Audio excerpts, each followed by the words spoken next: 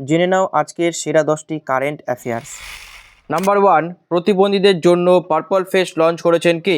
Smriti Irani, Amit Shah, Draupadi Murmu, Jagdeep Dhankhar.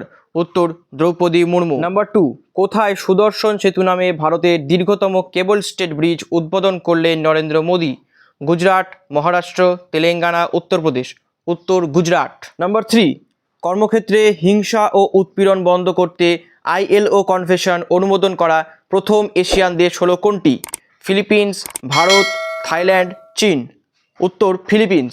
Number 4, Lata Mangeshkar award জিতলেন কোন সঙ্গীত শিল্পী? সুরেশ বার্কার, অরিজিৎ সিং, শ্রেয়া ঘোষাল, বিশাল দাদলানি। উত্তর Suresh Barker. Number 5, 71st miss world 2024 শুরু হলো কোন দেশে?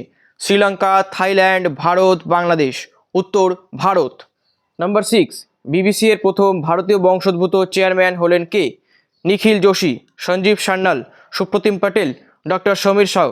উত্তর ডক্টর সমীর সাউ।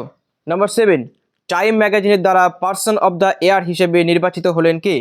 লীনা নায়ার, বিরাট কোহলি, ঋষি সুনাক, ফাল্গুনী নায়ার। উত্তর লীনা নায়ার।